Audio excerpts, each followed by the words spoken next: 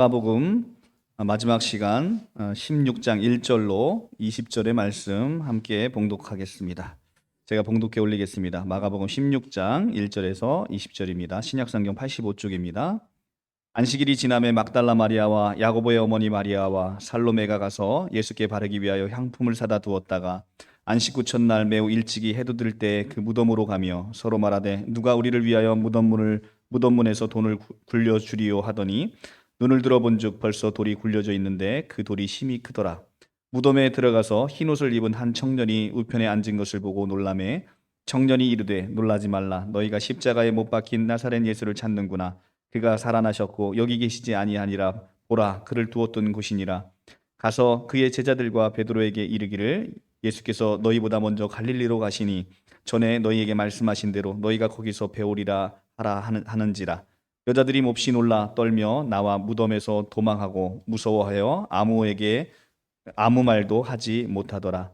예수께서 안식 후 첫날 이른 아침에 살아나신 후 전에 7귀신을 쫓아내어 주신 막달라 마리아에게 먼저 보이시니 마리아가 가서 예수와 함께하던 사람들이 슬퍼하며 울고 있는 중에 이 일을 알림해 그들은 예수께서 살아나셨다는 것과 마리아에게 보이셨다는 것을 듣고도 믿지 아니하니라. 그 후 그들 중 두 사람이 걸어서 시골에 갈 때에 예수께서 다른 모양으로 그들에게 나타나시니 두 사람이 가서 남은 제자들에게 알리었을 때 역시 믿지 아니하니라. 그 후에 11 제자가 음식을 먹을 때 예수께서 그들에게 나타나사 그들의 믿음 없는 것과 마음이 완악한 것을 꾸짖으시니 이는 자기가 살아난 것을 본 자들의 말을 믿지 아니함이로라. 또 이르되 너희는 온 천하에 다니며 만민에게 복음을 전파하라. 믿고 세례를 받는 사람은 구원을 얻을 것이요 믿지 않는 사람은 정죄를 받으리라. 믿는 자에게는 이런 표적이 따르니 곧 그들이 내 이름으로 귀신을 쫓아내며 새 방언을 말하며 뱀을 집어 올리며 무슨 독을 마실지라도 해를 받지 아니하며 병든 사람에게 손을 얹은즉 나으리라 하시더라. 주 예수께서 말씀을 마치신 후에 하늘로 올려지사 하나님 우편에 앉으시니라. 제자들이 나가 두루 전파할세 주께서 함께 역사하사 그 따르는 표적으로 말씀을 확실히 증언하시니라. 아멘. 오늘 이제 16장 1절로 마가복음 긴 장정을 마치도록 하겠습니다. 51강을 했는데요. 그동안 우리 성도님들 함께 마가복음을 하시느냐고 너무 고생하셨고 여러분들 덕에 마가복음을 깊이 우리가 서로 묵상할 수 있었던 것 같습니다. 16장 1절 이제 드디어 성금요일이 이렇게 끝이 났습니다. 예수께서 십자가에 달려 죽으시고 장사됨으로 말미암아 성금요일이 끝나고 이제는 해가 지니 안식일이 되었습니다. 그리고 밤이 지나고 아침이 밝았는데 이 예루살렘의 모든 사람들이 이제 안식일이므로 안식을 했습니다. 그래서 예수께서도 무덤에서 안식하셨고 이제 복음의 이야기도 이 안식일에는 아무 사건이 기록이 없습니다. 그래서 안식일에는 복음 이야기도 쉬었습니다. 그리고 나서 안식일이 지남에 16장 1절 안식일이 지남에 유대인들은 믿었습니다. 이 사람이 죽으면 사흘이 지나서야 비로소 영혼이 육신을 떠난다라고 믿었습니다. 예수는 말했습니다. 내가 죽은 지 사흘 만에 살아나리라 이렇게 말씀하셨습니다. 해가 지니 안식 후 첫날이 됐고 그러니까 예수께서 돌아가신 지 벌써 사흘이 되는 것입니다. 토요일 저녁 일몰로서 안식일이 지나고 나니까 그 잠깐 사이에 예루살렘에 장이 서게 되고 어머니와 두 여인이 함께 예수께 바를 향품을 사기 위해서 지금 이제 시장으로 내려가신 것입니다. 모친은 여인들을 깨웠고 동력으로 빛이 오를 때 이제 어제 무덤으로 이제 내다르셨습니다. 안식 후 첫날 매우 일찍이 해도 들 때 그 무덤으로 가며 이렇게 되어 있습니다. 2절에 보면 이제 안식 후 첫날 이제 향품을 사서 예수에게 향품을 바르기 위해 무덤으로 간 것이죠. 이 절정의 복음의 첫 번째 부활의 이 이야기는 시간의 삼중적인 표지로 되어 있다라고 제가 지난 시간 말씀드렸어요. 첫 번째는 토요일 저녁 일몰로부터 시작되고 그리고 이 첫 번째 부활의 이야기는 일몰 후에 저녁 시간이 아니라 캄캄한 밤이 지나서 매우 일찍이 시작이 되고 있고 세 번째로는 그 중에서도 구체적으로 해가 돋을 때라고 해서 빛의 노출에 관련이 되어 있습니다. 죽음이라는 게 세마포에 쌓여 있고 바위 무덤에 중복적으로 봉인되어 있는 장례식을 생각해 보면 예수의 십자가의 죽음과 장사됨은 어둠의 최대치를 지향하는 것과 달리 예수의 부활은 이 빛의 삼중적 표지로 인해서 해처럼 빛나는 최대한 빛의 최대치를 지향하고 있다. 죽음과 빛, 이것은 같이 공존할 수가 없는 것이죠. 이제 예수는 빛의 최대치를 지향하여 부활하십니다. 지금 이제 모친 마리아와 여인들은 예수에 대해서 아직도 오해하고 있는 것이 있지요. 예수께서는 이미 살아생전에 당신의 몸에 기름 부음을 받으셨습니다. 14장 8절, 그죠? 무명의 여인으로 인해서 이미 기름 부음을 받으셨고, 그리고 그 무명의 여인을 지금 시간 안에서는 무명의 여인이지만 영원에서는 바로 우리가 예수께 몸에 기름을 부은 자가 됐다라고 제가 강해를 한 적이 있고요. 그리스도는 이제 더 이상 기름 부음을 받았기 때문에 기름 부음을 받을 필요가 없습니다. 두 번째로는 결정적으로 예수의 몸은 이제 부활하시는 몸이기 때문에 망자처럼 무덤에서 썩어 없어지는 그런 몸이 아닌 것입니다. 이 부활하는 몸은 신령체입니다. 신령체. 그래서 신령체 이 몸은 기름 부음을 받아서 이제는 썩지 않는 것이기 때문에 기름을 부을 필요가 없게 되는 것이죠. 그래서 우리는 이 신령체의 부활, 이것이 어떤 모습인지는 우리가 정확히 알 수 없습니다. 그러나 예수께서 부활의 첫 열매가 되어서 나타나신 바에 의하면 이것은 시간적인 공간의 이동도 자유롭게 앓고, 그 다음에 이 물체로 가로막혀서 가지 못하는 곳이 없을 그런 상태로 우리의 부활체가 나타나게 되는 것이죠. 우리의 부활은 우리가 사도신경처럼 늘 몸의 부활임을 명심하셔야 됩니다. 영의 부활이라고 주장하는 많은 이단들이 있죠. 모든 이단들은 영의 부활을 주장합니다. 영의 부활을 주장하는 이유가 뭐죠? 영으로 부활하여야 자기 교주의 몸뚱어리에 쏙 들어갈 수 있기 때문에, 그래서 재림 예수가 만들어지는 것이거든요. 예수는 영의 부활이 아니라 예수 자체의 인격을 가지고 있는 몸의 부활이고, 우리도 마찬가지, 우리가 죽으면 우리도 신령한 몸으로 다시 부활할 것을 믿고 있는 것입니다. 이렇게 예수께서는 부활하셨습니다. 그리고 이 부활을 지금 가장 또 먼저 목격하는 것이 바로 이 모친 마리아와 여인들입니다. 그래서 예수의 부활한 것을 보기 위해서 일찍 무덤으로 갔습니다. 3절에 가면 서로 말하되 누가 우리를 위하여 무덤 문에 돌을 굴려주리요 하더니 4절 눈을 들어본 적 벌써 돌이 굴려져 있는데 그 돌이 심히 크더라 라고 되어 있습니다. 여인들에게 있어서는 무덤에 가려있던 이 돌이 굉장히 걸림돌이었다라고 생각을 했습니다. 하지만 이들이 우러러보면서 이 히라버, 이 헬라어의 원형을 보면 아나블레포라는 단어는 하늘을 보고 마음을 열어 하나님의 일을 알아보고자 하는 그런 경험에 쓰여지는 단어입니다. 아나블레포. 그래서 아나블렙사사이라는 이 단어는 이 하나님의 신비한 것, 하나님을 보고 우리의 마음을 열어서 하나님의 일을 보고자 하는 것을 보았더니 이제는 그들이 눈을 들어본즉 벌써 돌이 굴려져 있는 모습을 보게 됩니다.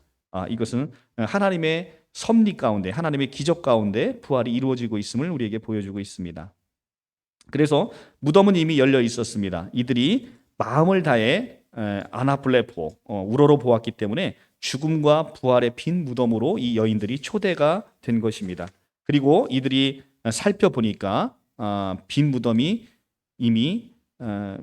신비가 이들 여인에게 알아차리게 된 것인 것이죠. 이 여인들은 예수께서 분명 거기서 장사되었는데 이 예수를 찾고자 간 것인데 어찌된 일인지 무덤이 돌이 굴러져 있고 이 무덤에 흰 옷을 입은 한 청년이 거기에 앉아 있는 것을 보고 깜짝 놀라게 됩니다. 이 여인들을 앉아 있는 이 청년, 이 여인들을 보면서 이 여인들은 그것을 보면서 깜짝 놀라 소스라칩니다. 지금 5절에서 보면 흰 옷 입은 한 청년이 지금 앉아 있다 이렇게 되어 있는데 누가복음에서는 이것을 누가복음 24장 4절은 한 청년이 앉아 있다 하지 않고 두 사람이 앉아 있다라고 합니다. 그리고 마태복음에서는 한 천사가 앉아 있다 이렇게 얘기를 합니다. 마태복음 24장 2절. 반면 요한복음은 두 천사가 있다라고 얘기를 합니다. 각각의 증언들이 다르죠. 복음서마다 무덤 속에 존재하고 있는 그 사람이 다릅니다.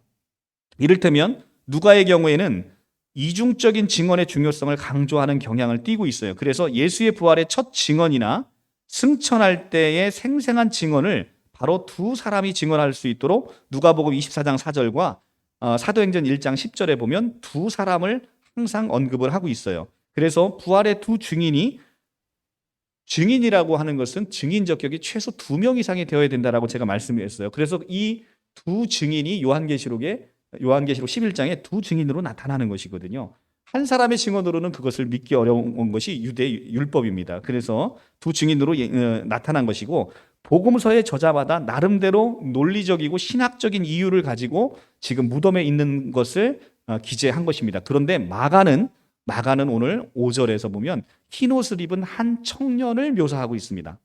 도대체 왜 마가는 흰 옷 입은 한 청년을 오늘 이 부활의 가장 첫 목격자인 이 모친 마리아가 그 다음에 이 막달라 마리아 그리고 살로메에게 왜 이렇게 한 청년이 이렇게 예수의 부활하심을 알려주는 것으로 그렸을까? 여기에는 몇 가지 좀 신학적인 논의가 있는데 우리가 이 흰옷 입은 이 한 청년을 지금 어디서 볼 수 있냐면요. 우리 지난 시간에 앞장에 넘겨보면 14장 51절에 바로 청년이 나옵니다. 14장 51절에 가면 한 청년이 벗은 몸에 배 혼니부를 두르고 예수를 따라갔다가 무리에게 잡힘에 배 혼니부를 버리고 벗은 몸으로 도망하니라 라는 이 짤막한 2절의 말씀에 한 청년이 나오는데, 이 청년과 관련 있는 이 청년이 바로 이 무덤에 있는 청년이다라고 마가는 지금 보고 있는 것입니다. 무덤 속의 청년은 지금 예수에 대해서 말하고 있는데, 이 청년은 부활하신 예수 자신이 아닌 건 분명해요. 그렇다면 이 청년은 누구인가? 바로 빈 무덤 안에서 예수에게 예수의 부활의 놀라운 소식을 전하는 이 청년은 다름 아닌 엊그저께 알몸으로 도망친 지금 마가복음 14장 51절에 나오는 바로 그 청년이다라는 것입니다.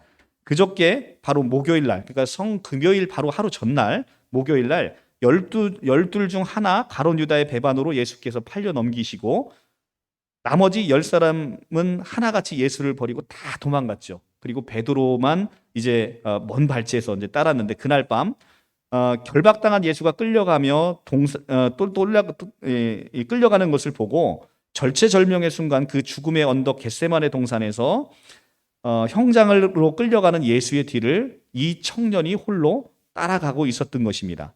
목숨을 걸고 이 지고지순한 제자직의 명령을 수행하기 위해서 위기 상황에서 죽음을 이제 두려움 속에서도 그 제자직의 명령을 수행하기 위해서 예수를 따라간 것이죠, 이 청년이. 그런데 그가 얼마나 이 심지가 굳은 제자였는가를 단적으로 보여주는 게 12제자조차도 다 이제 예수를 버리고 도망갔었습니다. 그런데 이 청년이 유독 끌려가는 예수와 함께 하고파서 예수를 따라가는 제자의 모습을 보여주는 바로 그런 사람이었습니다. 그런데 이 시련은 이 사람을 끝까지 지켜주지 못했죠. 이 죽음의 세력 앞에서 이 청년도 결국은 반사적으로 몸을 피하고 말았습니다.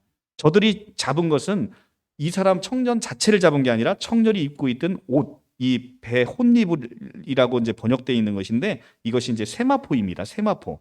이 세마포를 잡았습니다. 그래서 겉옷을 잠아서 몸뚱어리를 쏙 겉옷을 남겨두고 몸뚱어리가 쏙 빠져서 죽음의 덫에서 빠져나오는 이를 14장 51절에서 그리고 있는 것입니다. 그래서 목숨을 건졌는데 이 모습이 바로 예수 그리스도의 죽음과 부활을 상징한다라고 제가 지난 시간에 말씀을 드렸어요. 예수께서 잡히시는 것, 그리고 이 청년이 살아나는 것은 바로 예수의 죽음과 부활을 상징적으로 미리 보여주고 있는 것이다. 그런데 오늘은 하나 더 나아가서 바로 이 청년은 구약에 나오는 요셉의 모습을 연상시키고 있습니다. 이 청년은 요셉이 자신의 고운 옷을 다 뺏겨버리고 팔려버렸잖아요. 옷을 뺏긴 요셉처럼 이 청년은 요셉이 세마포를 입고 권자에 이제 앉아서 애굽을 통치하는 총리가 되는 것처럼 지금 무덤 속에서 옷을 차려입고 우편에 앉아있는 모습으로 나옵니다. 알몸으로 도망할 때의 수치와 지금 흰옷을 입고 빈 무덤의 우편에 앉아있는 영광스러운 모습이 14장과 16장 이 두 청년의 전과 후, 비포 애프터가 극명하게 대조를 이루면서 보여주고 있는 것입니다. 이것은 요셉의 경험과도 너무나 흡사한 것이죠. 요셉의 고난 속에서 하나님의 섭리 가운데 요셉이 애굽의 총리가 되는 모습처럼 화려하게 등장하는 것처럼 이렇게 자신이 죽음 앞에서 두려워서 도망갔던 이 청년이 이제는 다시 회개하고 돌아왔을 때 이렇게 영광스러운 모습으로 예수의 그 부활을 첫 번째로 선포하게 되는 이런 놀라운 것을 경험하게 되는 것입니다. 마가는 요셉과 마찬가지로 이 한 청년의 두 이야기를 통해서 우리네와 같은 예수의 제자의 길을 가고자 하는 사람들의 실존의 모습을 고스란히 지금 성경에서 담아내고 있는 겁니다. 적어도 동기와 의도에 있어서는 이 청년은 목숨을 걸고 끝까지 예수를 따르려고 했던 그런 청년입니다. 그런데 마음은 원이로되 육신이 연약한지라 일순간에 예수를 놓치고 말았던 것이죠. 왜냐하면 너무나 예수를 따르고 싶었어요. 그런데 그 죽음 앞에서 두려움은 어쩔 수가 없는 우리의 실존이라는 거예요. 그런데 이 실존을 하나님은 책망하시지 아니하시고 이 청년을 다시 일으켜 세워서 자신이 벗어 던진 그 세마포를 다 뺏기고 돌아가는 이 청년을 다시 흰옷을 입혀서, 흰옷은 뭘 상징하죠? 예수 그리스도의 죽으심으로 말미암아 빨아져서 희게 된 옷. 그래서 모든 구원받은 성도는 요한계시록에 가면 무슨 옷을 입어요? 흰옷을 입는 것이죠. 그것을 신천지가 흰물이라고 얘기하는데 그건 참 너무나 성경을 몰라도 무식하게 모르는 것입니다.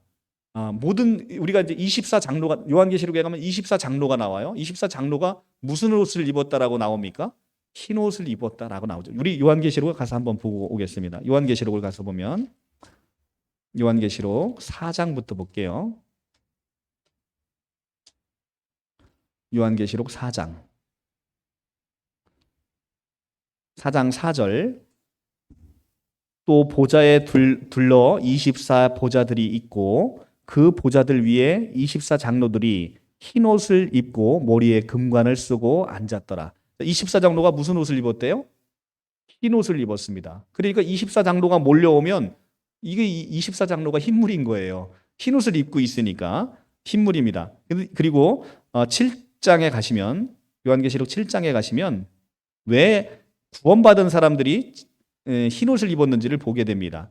자, 그러면 14만 4천 명은 무슨 옷을 입을까요? 14만 4천 명도 당연히 흰 옷을 입는 거예요. 왜 흰 옷을 입냐면 14절에 나옵니다. 내가 말하기를 주여 당신이 아시나이다 하니 그가 나에게 이르기되 이는 큰 환난에서 나오는 자들인데, 이게 이제 흰물이 흰 옷 입은 큰 무리를 설명하는 것인데, 이는 여기서 이는의 이는 바로 그 흰 옷 입은 사람입니다. 이는 큰 환난에서 나온 자들인데 어린 양의 피에 그 옷을 씻어 희게 하였느니라라고 지금 되어 있지요. 그래서 이 7장 13절에 가면 장로 중에 하나가 응답하여 나에게 이르되 흰 옷 입은 자들이 누구며 또 어디서 왔나이까 이렇게 물어보는 거예요. 물어보니까 이제 그 천사가 말해 주는 것이죠. 내가 말하기를 내 주여 당신이 아나이다 하니 그가 나에게 이르되 이는 큰 환난에서 나오는 자들인데 어린 양의 피 예수 그리스도의 보혈의 피에 의해서 옷이 희게 된 자들이다라는 것입니다. 그러니까 구원받은 모든 자들이 흰 옷을 입죠. 24장로도 흰옷 입고 14만 4천도 흰옷 입고, 그리고 당연히 신천지가 얘기하는 흰물이라고 얘기하는 자들도 흰옷을 입는 거예요. 그러면 24장로와 14만 4천과 흰무리가 다른 것이냐? 아닙니다. 다 같은 것이죠. 24장로라는 것은 구약의 12과 신약의 12. 구약에는 야곱의 12 아들이 있죠. 신약에 가면 예수님의 12 제자가 있어요. 구약의 12는 야곱의 12는 이스라엘 전체를 대표하는 거예요. 신약의 예수 믿는 예수의 제자 12는 신약의 예수 믿는 사 전체를 대표하는 겁니다. 그래서 이 12과 12이 더하면 몇이에요? 24. 그래서 요한계시록에 나오는 24장로라는 것은 구약과 신약의 하나님을 섬기는 아름다운 백성들의 전체의 총합이다 라고 얘기를 합니다. 14만 4천 명은 그럼 뭡니까? 14만 4천 명도 마찬가지예요. 14만 4천은 12 곱하기 10이에요. 12 곱하기 12 그러면 14만 4천이 나오는 거예요. 144가 나오는 거예요. 거기에 곱하기 1000을 하는 겁니다. 12 곱하기 12 곱하기 1000. 그러면 왜 그렇게 하느냐? 이것은 유대의 문화를 이해를 하셔야 되는 겁니다. 12과 12를 더해서 24라고 예수 믿는 사람 전체를 표현할 수도 있는 거고 12 더하기 12 더하기로 하지 않고 곱하기를 해도 되는 거예요. 곱해서 나오는 144라는 숫자는 결국은 24라는 숫자와 같은 의미를 갖고 있는 것입니다. 거기에 왜 그럼 1000을 곱하느냐? 1000은 바로 우주적 충만의 하나님의 숫자인 겁니다. 우주적 충만. 천천히요 만만이다 할 때 천천과 만만이다라는 것은 우주적 충만의 숫자인 것입니다. 그래서 구약의 12과 신약의 12이 다 합쳐져서 그 충만한 수가 바로 14만 4천인 것이죠. 그 무리들이 워낙 많기 때문에 그들이 다 흰옷을 입고 나오게 되면 큰 무리를 구성하게 되는 것이죠. 그러니까 24장로와 14만 4천과 흰 무리는 다 같이 구원받은 사람들 전체 총합이다. 그 중에서 뭐 어떤 사람이 구원받은 사람이 흰옷 안 입고 검정색 옷 입고 뭐 빨간 옷 입고 이런 사람은 없는 거예요. 다 구원받은 사람은 다 흰옷 입은 거니까. 그런데 이제 이것을 신천지에서 계급으로 나눠놓은 겁니다. 계급으로 나눠놓으면 어떤 현상이 벌어집니까? 이게 선착순이에요. 군대에서 가장 힘든 게 뭡니까? 선착순입니다. 선착순 몇 명에만 구원을 주는 거. 이것은 인간을 가장 비참하게 하는 거예요. 모든 이단 사이비가 바로 이런 형태로 모든 성도들의 극심한 열심을 빼내는 것이죠. 그러니까 가정이 무너지고 어떤 교우 관계가 무너지고 직장 생활이 무너지고 모든 게 무너질 수밖에 없는 것이죠. 극심하게 그들의 노동력을 착취하는 것입니다. 이 선착순은 그래서 굉장히 위험한 겁니다. 성경은 그렇게 얘기하고 있지 않고 모든 구원받은 백성에게 하나님께서 동일하게 축복하심을 믿습니다. 네, 그래서 오늘 이렇게 지금 이 청년이 발가벗은 몸으로 도망갔는데 지금 이 청년이 무엇을 입고 있습니까? 바로 흰 옷을 입고 있는 것이죠. 이 흰 옷을 입고 있는 건 회개의 상징입니다. 이 회개의 상징. 그래서 이 청년은 목숨 걸고 예수를 따르려 했는데 마음은 원이로도 육신이 연약했어요. 그래서 죽음 앞에서 어쩔 수 없이 예수를 버리고 도망갔습니다. 그러나 그 멀찌감치 도망가면서도 늘 예수가 마음에 걸렸던 것이죠. 순간에 뼈저린 실수를 통렬하게 회개하고 다시 돌아와서 이 흰 옷을 입고 예수의 부활의 첫 부활의 선포를 하게 된 것입니다.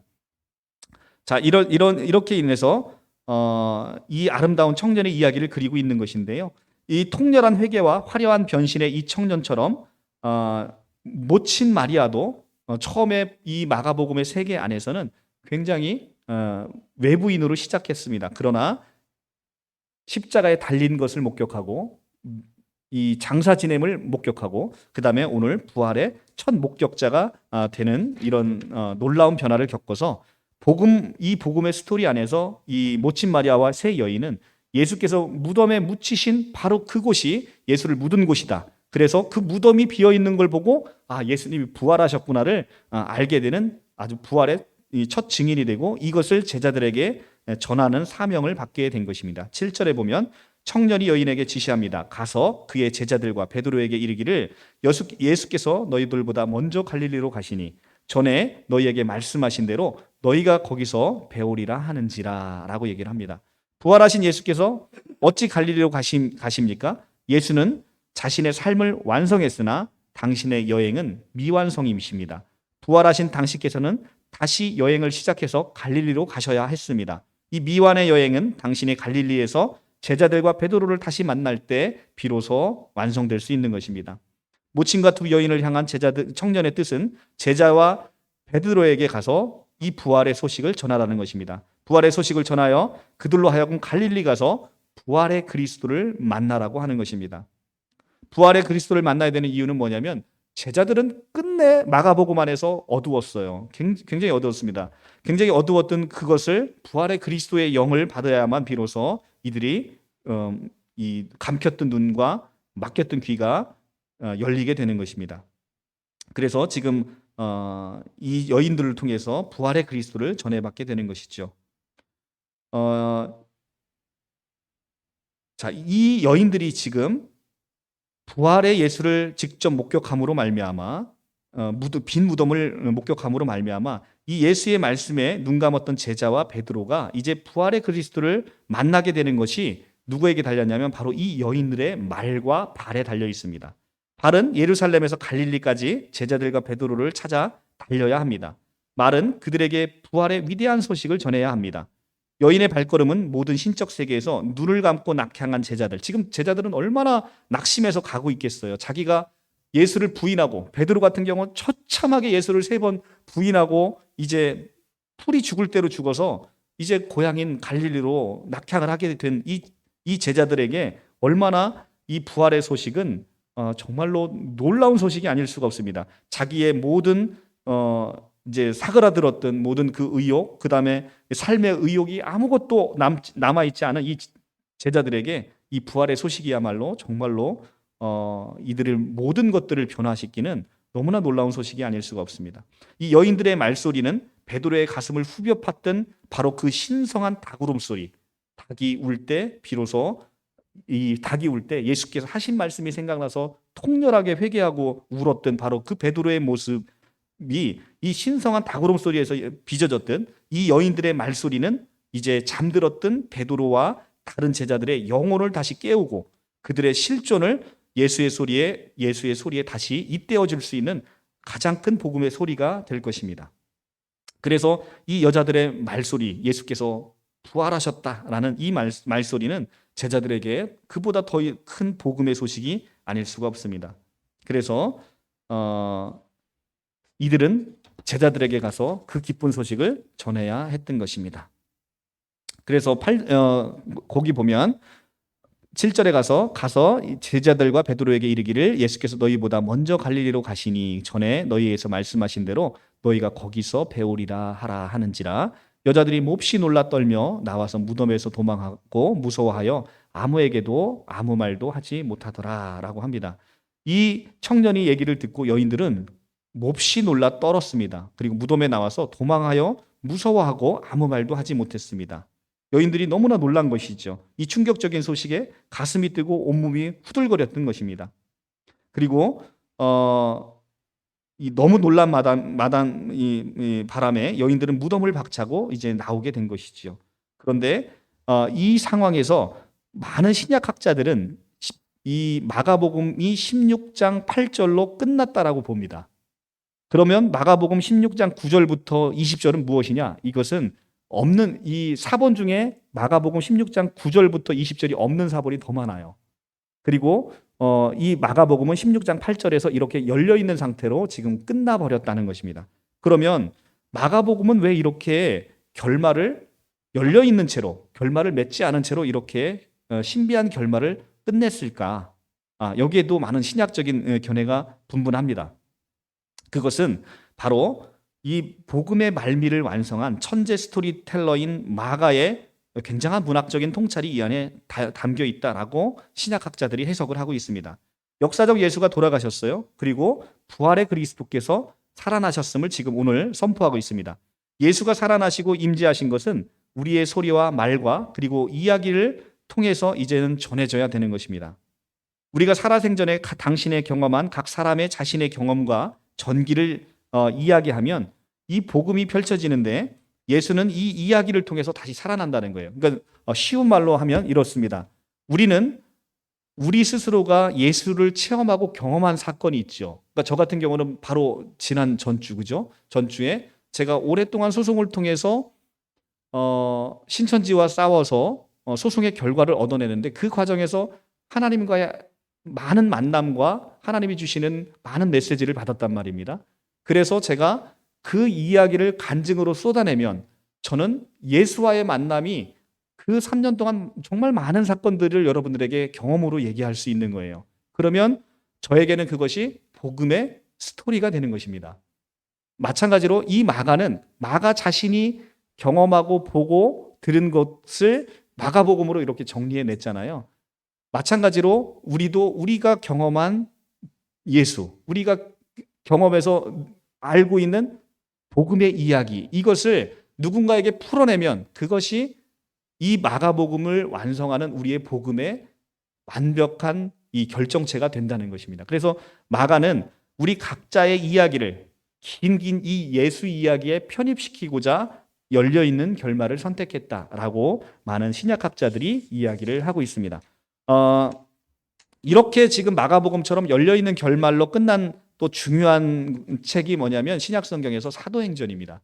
사도행전은 예수께서 돌아가시고 부활하신 다음에 오순절날 성령을 불같이 부어주시고 그 불같이 부어진 성령으로 말미암아 마가복음의 제자들 보면 얼마나 엉성합니까? 그죠? 마가복음의 제자들은 정말로 어리석고 예수가 누군지, 예수가 가고자 하는 길이 무엇인지, 십자가의 길이 무엇인지 전혀 모르고 있습니다. 이런 제자들에게 성령이 불같이 내려서 이들에게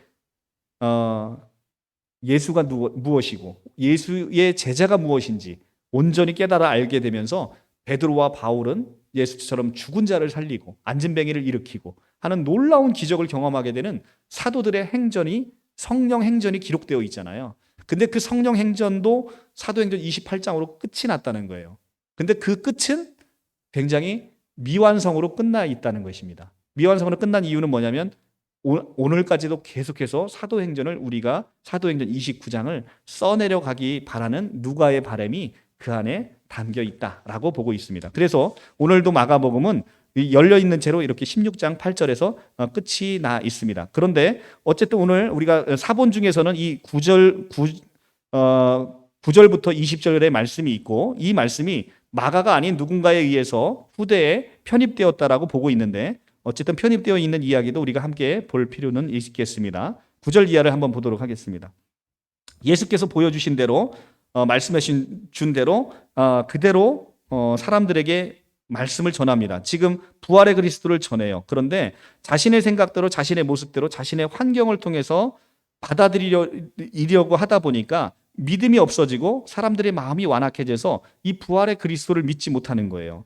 막달라 마리아와 다른 두 제자가 예수님께 직접 찾아와서 만나주심으로써 그들의 생각과 모습에도 불구하고 부활의 주님을 인정하고 다른 사람들에게 이 사실을 고했어요. 그런데 이 말씀을 듣기만 한 사람들은 직접 보지 못하고 듣기만 한 사람들은 듣고도 믿지 아니하였다라고 11절에 되어 있어요. 11절에 보면 그들은 예수께서 살아나셨다는 것과 마리아에게 보이셨다는 것을 듣고도 믿지 아니하였다. 듣고도 믿지 아니하였다. 그죠? 이렇게 우리 마음이 완악한 거예요. 우리가 스스로 보지 않으면 믿지 못하고 있습니다. 우리가 공기가 보이지 않지만 우리가 공기를 믿는 것처럼 사실은 보이지 않는다고 해서 부존재한다라고 볼 수는 없는 것임에도 불구하고 우리는 보지 않으면 믿지 못하는 이런 옛사람의 완악함을 가지고 있는 것이죠. 그래서 보고 믿는 자들이 아니라 예수님께서 택하신 사람들은 하나님의 말씀을 통해서 증거를 보내시고 그 말씀을 보내실 때 그 말씀을 통해서 우리가 보지 않고도 믿는 믿음에 반응하는 것이 바로 믿음의 사람일진데 이렇게 선택되지 않은 자들은 말씀을 통해서 증거되는 것을 믿지 못하는 그런 반응을 보이고 있다는 것입니다. 여지없이 이 11제자도 듣고서는 믿지 못하는 반응을 보입니다. 11절, 13절, 14절 이렇게 세 번씩이나 듣고도 믿지 않음을 오늘 성경은 보여주고 있습니다. 예수님은 듣고 믿지 않는 마음이 완악한 자들이다라고 꾸짖으셨어요. 이 완악한 자, 여러분들 많이 들어보죠. 마가복음 안에서 가장 많이 들어본 완악함, 그죠? 헤롯과 바리새인의 누룩을 조심하라 할 때 그들의 완악함이 제자들에게 옮겨지는 것을 조심하라라고 이야기한 것인데 바리새인과 헤롯의 그 누룩은 제자들에게 이미 옮겨 붙었어요. 그러니까 이들의 눈이 완악함으로 가려지다 보니까 듣고도 믿지 못하는 것이죠. 그래서 끝까지 이 마가복음 끝까지 제자들은 듣고 믿지 못하는 자로 이렇게 바뀌는 것입니다. 그런데 이들이 언제 살아납니까? 바로 오순절날 성령이 임하심으로 비로소 살아나게 되는 것입니다. 그래서 이들이 듣고 믿지 못함을 꾸짖으시면서 다시 명령하십니다. 15절 너희는 온 천하를 다니며 만민에게 복음을 전파하라고 명령하십니다. 그리고 듣고 믿는 자들을 부르라고 명령하십니다. 믿고 세례를 받은 사람은 구원을 얻을 것이다 라고 하셨고 믿지 않는 사람은 정죄를 받을 것이다 라고 하셨습니다. 믿는 자와 믿지 않는 자는 지금 보면 아무것도 아닌 것 같잖아요. 그런데 우리가 육신의 장막이 끝나고 하나님 앞에 서게 되면 믿지 않는 자는 영원 불못, 영원히 꺼지지 않는 불못으로 들어가고 우리는 영원한 낙원에 들어가게 있는데 이 차이가 너무나 큰 차이가 되는 것이죠. 모든 사람이 죽음 앞에서 두려워 떨 것입니다. 왜 그렇죠? 우리가 보이지 않을 때 하나님을 늘 거부했던 사람은 보이지 않는 하나님이 이제는 두려운 순간이 될 거예요. 혹시 하나님이 계시면 어떡하지? 혹시 내가 영원 불못에 떨어진다고 성경에 되어 있는데 내가 영원 불못에 떨어지면 어떡하지? 라는 두려움에 휩싸이게 될 겁니다. 그것은 단순한 두려움이 아닙니다. 그것은 우리의 영혼에 실존하여 존재하는 것입니다. 실존하여 존재하는 그것이 곧 우리에게 닥쳐올 현실입니다. 아무리 여기 길게 살아도 50년 사실 분이 계시네요. 죄송합니다. 아무리 이제 우리 유진자매 빼놓고 아무리 살아도 50년을 살지 못할 거예요. 그죠? 그러면 나머지 50년 안에 바로 이 죽음의 그 놀라운 심판대 앞에서 우리가 영원 불못이냐, 영원 천국이냐를 우리가 누리는 그 순간을 맞이할 때 무엇으로 내가 너를 구원할 것이냐라고 여러분들 얘기하면 무엇이라 얘기하시겠습니까? 어떤 이는 돈을 싸들고 가서 하나님께 바치겠습니까? 아니면 나는 나의 의로운 행위를 내가 자랑하여 나는 누구를 이렇게 도와줘서 착한 일을 했습니다. 이렇게 얘기할 것입니까? 그것은 하나님께서 다 기뻐 받으시지 않는다는 것입니다. 오직 하나님께 기뻐 받으시는 것은 당신의 사랑하는 독생자 예수 그리스도. 저는 하나님 앞에 아무것도 내세울 게 없는 죄인입니다. 그러나 제 안에 예수 그리스도께서 저에게 옷 입혀주셨고 저에게 새 생명을 주셔서 그 예수 그리스도를 자랑하는 우리 모두가 되시기를 간절히 축원합니다.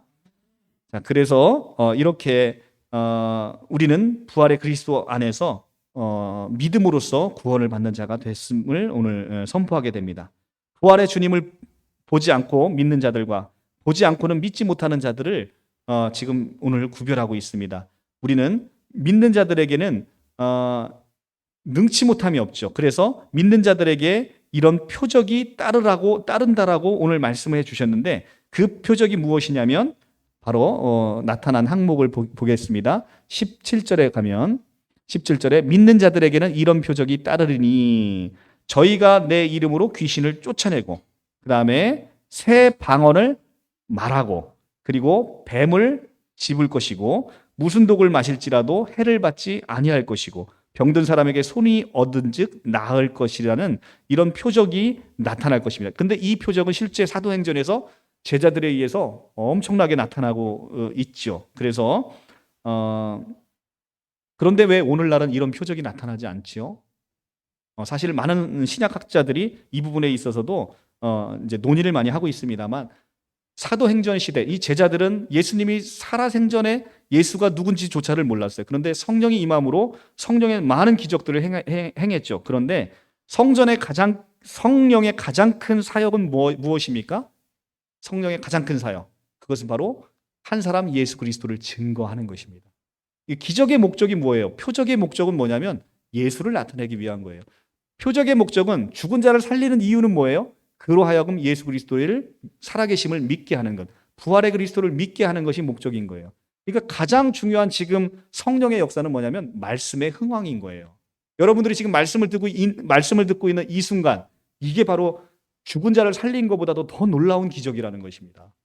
여러분들 한번 생각해 보세요. 나 같은 죄인이 어찌하여 내가 지금 이 순간에 하나님의 말씀에 사로잡혀서 이곳에 와서 남들은 다 지금 TV 보고 편하게 쉬고 있는 이 순간에 나는 하나님의 말씀이 사모돼서 여기 와서 이렇게 저와 함께 예배를 드리고 있는지를 한번 생각해 보시라는 것이죠. 이것이 기적이라는 거예요. 나같이 완고하고 나같이 죄인이고 나같이 허물 많은 자가 어찌 지금 이 순간에 내가 이곳에 와서 하나님을 찬양할 수 있냐는 것이죠. 그것이 바로 죽은 자를 살리는 기적보다 더 놀라운 기적이라는 것입니다. 그래서 우리는 날마다 기적을 체험하고 있으면서도 이 기적조차도 나의 관점에서 보는 거예요. 그 시절에는 하나님이 주신 말씀이 지금 이렇게 성경의 말씀처럼 이렇게 여러분들이 보기 좋게 이렇게 말씀이 기적되어 있는 시대가 아니지 않습니까? 그 시대는 기적을 베풀고 죽은 자를 살리고 안진뱅이를 이렇게 세워야만 비로소 그 사람들이 저들의 하는 기적이 어디서 왔는가를 관심을 갖는 시대란 말입니다. 그런데 지금은 성경을 통해서 하나님의 모든 말씀이 누구에게나 다 접할 수 있게 되어 있습니다. 그런데 여러분들 가서 복음을 한번 단 한 사람이라도 증거를 한번 해보시기 바랍니다. 사람들의 마음이 얼마나 완고한지, 차라리 죽은 자를 살리는 게 더 쉬울 것 같아요. 정말로 저 사람을 전도해서 하나님 앞으로 나오는 것보다 더 힘든 것이 차라리 이 말씀을 전해서 그 완고한 목이 뻣뻣한 짐승을 하나님에게 돌아오는 하나님의 백성으로 만드는 건 하나님의 기적의 역사가 아니면 불가능할 것처럼 보여진다는 것이죠. 그래서 이 목이 뻣뻣했던 우리가 하나님 앞에 와서 하나님 앞에 무릎 꿇고 우리가 고개를 숙일 수 있는 것, 이것이 얼마나 큰 은혜고 감사하고 행복인지 여러분들 50년 후에 천국에 가시면 반드시 여러분들 그거 느끼게 되실 것입니다. 네. 우리 유진자매는 천천히 오세요. 한 100년 더 있다가 여기 천천히 오시기 바랍니다. 네. 그래서 이렇게 오늘 믿는 자들에게 능력의 권세를 주셨어요. 우리가 이 능력의 권세는 말씀에 있는 거거든요. 이 말씀에 있는, 여러분들 내가 능력이 없다라고 한다면 여러분들 안에 말씀이 부족하신 거예요. 말씀에 생명이 부족한 거예요. 나는 내가 전에도 저 사람이 잘 변화가 안 돼. 여러분들 말씀 안에 생명이 부족하다라고 생각하시면 됩니다. 여러분 안에 생명이 충만하면 생명이 생명을 낳는 겁니다. 내 안에 생명이 충만하면 나랑 같이 있는 사람이 생명이 묻는 거예요. 내가 온통 흑암으로 잿더미로 가득 있으면 누군가가 나에게 악수를 하면 그 사람에게 뭐가 묻어요? 흑암이 묻는 거예요. 죄가 묻는 거예요. 그냥 그 더러운 그 검정 숯이 잔뜩 나에게 오염되어 있으니까 그 사람에게는 그게 묻는 거예요. 근데 내 안에 예수로 충만하고 생명으로 충만해요. 그러면 누군가 나와 대화를 나누게 되면 그 사람은 나에 있는 생명을 그대로 가져가는 거예요. 생명 충만함을 받아보는 것입니다. 이렇게 말씀하시고 예수께서는 지금 승천하십니다. 예수께서 승천하시면서 하늘로 올려지시면서 하나님의 보좌 우편에 앉으셨는데 에베소서 2장에 가면 예수께서 승천하실 때 우리와 함께 가셨다고 이야기하고 있습니다. 우리 한번 에베소서 2장을 한번 볼까요? 에베소서 2장에 가시면 신약 성경 311쪽이에요. 311쪽.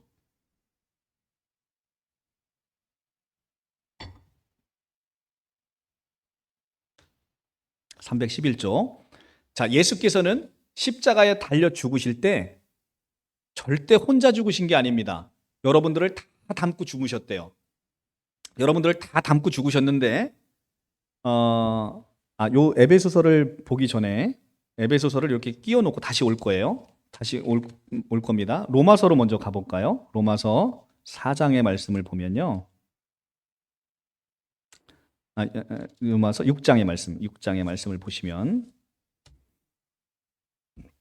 예수께서 돌아가실 때 예수는 누구를 위해서 돌아가셨죠? 우리를 위해서 돌아가셨어요. 근데 우리를 위해서 돌아갈다 할 때 그 위해서라는 단어, 헬라어 단어, 이 위페르라는 단어는 정확하게 번역하면 우리와 함께라는 단어예요. 덮어서라는 뜻인데요. 덮어서 돌아가셨다는 거예요. 그러니까 예수께서 돌아가실 때는 우리와 함께 돌아가셨다는 것입니다. 위페르. 6장 3절부터 보면 무릇 그리스도 예수와 합하여 세례를 받은 우리는 그의 죽으심과 합하여 세례를 받은 줄 알지 못하느냐. 그러므로 우리가 그의 죽으심과 합하여 세례를 받음으로 그와 함께 장사되었나니. 자, 지금 예수께서 죽으실 때 혼자 죽으신 게 아니라 우리와 함께 죽고 함께 장사됐다는 거예요. 그럼 우리도 지금 어디에 있는 거예요? 무덤 속에 있는 거예요. 함께 죽고 함께 묻힌 겁니다. 그러니까 우리 옛사람은 여러분들이 좋든 싫든 이미 죽어버린 거예요. 그러니까 갈라디아서 2장 20절에 사도 바울이 그렇게 고백하는 거죠. 내가 그리스도와 함께 십자가에 못 박혔나니. 내가 그리스도와 함께 십자가에 못 박혔대요. 그런데 여러분들은 태어나지도 않았잖아요. 그런데 태어나지도 않은 여러분들이 못 박혔대요. 어떻게 이런 일이 일어나죠? 자, 여러분, 우리는 시간에 갇혀 있으니까 하나님의 시간을 보지 못하기 때문에 그런 거예요. 우리는 시간 안에 살지만 하나님의 시간을 영원이라고 부릅니다. 영원. 그러니까 우리는 영원하다 하니까 시간의 끝, 시간이 무궁한 것을 영원이라고 생각하잖아요. 그게 아닌 거예요. 성경에서 영원이라는 단어는 하나님의 시간을 얘기하는 겁니다. 시간 밖에 있는 것. 그러니까 영원은 시간 밖에 있는 거예요. 그러니까 우리는 시간 안에서는 예수가 십자가에 달려 죽을 때 우리는 태어나지도 않았어요. 그런데 영원 안에서는 지금 어떻다는 거예요? 하나님은 시간 밖에 계시면 아담의 선악과 먹는 사건부터 요한계시록에 나타나는 모든 사건들이 다 동시에 보이잖아요. 동시에. 시간 밖에 있으니까. 그죠? 우리는 시간 안에 있으니까 시간 안에서 보니까 지금 2022년을 살고 있는 것 뿐인데 하나님의 눈에는 지금 2022년뿐만 아니라 4천년의 시간도 시간 안에 있다라고 한다면 4천년의 시간도 동시에 보인다는 거예요. 함께. 그러니까 2000년 전에 예수가 십자가에 달려 죽었지만 오늘 지금 예배드리고 있는 여러분을 하나님은 함께 보신다는 거죠. 함께. 그러니까 예수가 십자가에 달려 죽으실 때 예수는 시공간을 초월해서 모든 구원받은 자들을 다 자기 몸에 담고 죽으셨다는 거예요. 그리고 함께 우리가 그리스도와 함께 장사됐다는 것입니다. 이것은 믿음의 눈으로 보지 않으면 보이지 않는 거죠. 그러니까 사도 바울이 지금 믿음의 눈으로 이걸 보고 얘기하는 거예요. 믿음의 눈으로 보고 내가 그리스도와 함께 십자가에 못 박혔나니. 실제 사도 바울은 그리스도와 함께 못 박히진 않았어요. 나중에 따로 죽었죠. 그런데 함께 못 박혔다고 얘기를 합니다. 그것은 단순 고백이 아니라 영혼 안에서의 실제인 거죠. 그러니까 여러분들이 실제 예수와 함께 죽고 실제 함께 묻혔다는 겁니다. 그리고 부활할 때 함께 부활했다라는 것이 지금 6장 4절의 논지입니다. 계속 한번 읽어보면요. 6장 4절에 그러므로 우리가 그의 죽으심과 합하여 세례를 받음으로 그와 함께 장사되었나니. 자, 그와 함께 장사됐대요. 누가? 우리가 장사됐대요. 여기서 우리가는 로마서를 받는 로마의 수신자뿐만 아니라 지금 이 책을 읽고 있는 우리 모두가 포함된 단어가 바로 우리가입니다. 우리는 함께 장사됐어요. 그래서 장사되었나니 이는 아버지의 영광으로 말미암아 그리스도를 죽은 자 가운데서 살리심과 같이 우리도 또한 새 생명 가운데 살리려 하심이라. 자, 우리도 예수께서 부활하실 때 함께 살리셨대요. 그런데 무엇으로 살렸냐? 새 생명으로. 여러분들이 지금 갖고 있는 목숨으로 말고 새 생명으로. 근데 이 새 생명은 여러분들이 종전에 갖고 있던 생명과는 너무나 다른 생명이다. 비교가 안 되는 생명이다. 그러면 이 새 생명이 누구의 생명이기 때문에 비교가 안 됩니까? 바로 예수 생명, 하나님의 생명. 예수가 하나님이심으로 예수의 생명을 새 생명이라 부르고 그 새 생명은 영원한 생명이고 그 생명은 하나님의 생명이다. 그러니까 하나님의 생명으로 여러분들은 부활하셨다. 그래서 하나님의 생명으로 부활하신 여러분들은 5절에 보면 만일 우리가 그의 죽으심과 같은 모양으로 연합된 자가 되었으면 또한 그의 부활과 같은 모양으로 연합하여 부활했다는 것입니다. 6절에 우리가 알거니와 우리의 옛사람이 예수와 함께 십자가에 못 박힌 것은 죄의 몸이 죽어 다시는 우리가 죄에서 종노릇하지 아니하려 함이니. 자, 우리의 옛사람은 십자가에 이렇게 죽고 장사되었어요. 이제는 우리의 옛사람은 무덤에 있고 우리의 새사람은 새 생명인 예수 생명, 하나님의 생명을 갖고 하나님의 본질을 그대로 가지고 우리는 새로 태어났다는 거예요. 그러니까 우리에게는 하나님의 신성과 같은 통치와 주권과 능력과 위엄이 우리 안에 이미 새로 태어난 우리에게 있다라고 지금 성경은 사도 바울을 통해서 분명히 이야기한다는 것입니다. 그래서 다시 에베소서로 오게 되면 에베소서 2장 1절에 보면 그는 허물과 죄로 죽었던 너희를 살리셨도다. 자, 예수 그리스도께서 허물과 죄로 죽었던 너희를 살리셨대. 언제 살렸습니까? 부활할 때 무슨 생명으로? 새 생명으로. 그러니까 여러분들은 원숭이가 떴던 그 생명 이제 다 없어지고 연약한 육신 이제 앞으로 50년 있으면 죽어 없어질 그 생명으로 태어난 게 아니라 영원히 꺼지지 않는 하나님의 생명으로 태어났다는 거예요. 그래서 그 생명으로 태어났고 부활하신 예수께서 승천하실 때 2장 5절 허물로 죽은 우리를 그리스도와 함께 살리셨고. 자, 우리 옛사람은 죽었어요. 왜 죽었어요? 죄와 허물로 죽었어요. 그래서 그리스도와 함께 새 생명으로 함께 다시 새 사람으로 살렸어요. 2장 5절 함께 살리시고 그 다음에 어떻게 했습니까? 6절에 함께 일으키사 함께 부활하사 그리스도 예수 안에서 함께 하늘에 앉히시니. 자, 함께 하늘에 앉히셨어요. 여러분들의 새로운 생명은 이미 지금 영원 차원에서 보면 하나님의 보좌 우편에 앉아서 온 세상, 새로운 세상을 통치하고 있는 통치자로 하나님의 보좌 우편에 앉아 있는 거예요. 얼마나 위대합니까? 이 성경의 이 선포가 너무나 놀라운 것이죠. 여러분들이 보이지 않는 영원 차원에서 이 이 영원 하나님의 시간 안에서 이미 여러분들은 하나님의 아들로서 온 우주 만물을 하나님과 예수 그리스도와 함께 통치하고 있다. 근데 이 통치는 우리가 육신의 장막이 거치고 우리가 낙원에 가게 되면 현실로 우리에게 나타나는 모습으로 보이게 된다는 거예요.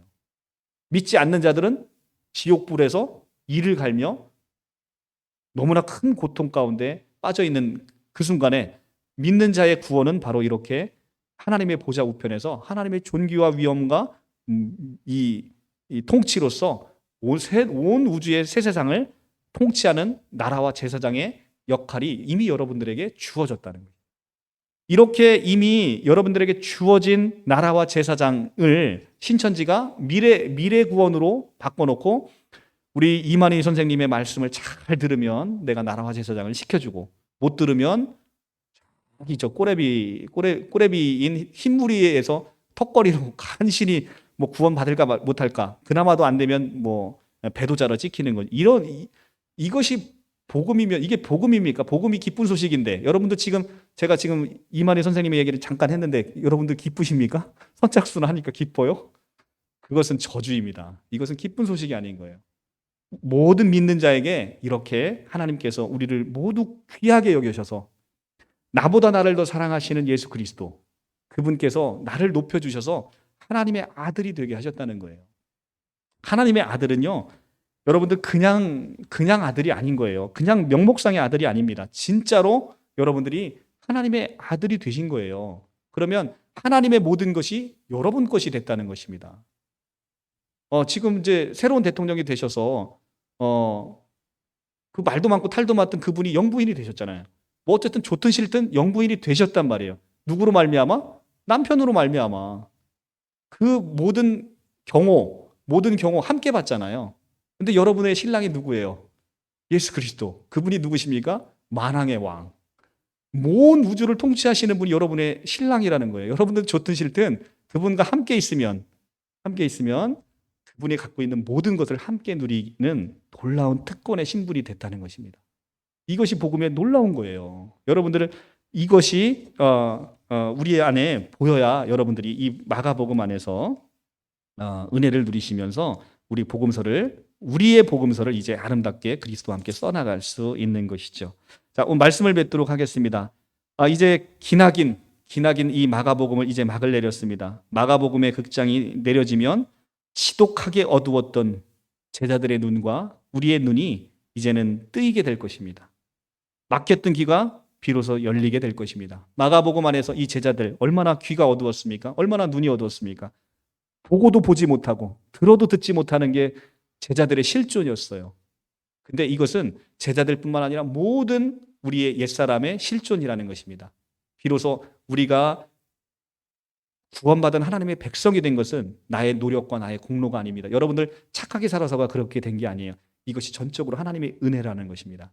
아무런 값도 없고 여러분들 아무것도 한 거 없는데 하나님께서 거저 여러분에게 나보다 나를 더 사랑하시는 그분께서 여러분들을 강권적으로 역사하셔서 여러분에게 믿음을 주시고 여러분에게 눈을 띄워주시고 여러분에게 귀를 열어주셔서 비로소 복음의 말소리가 들리는 거예요. 서울대 수석으로 졸업하면 뭐합니까?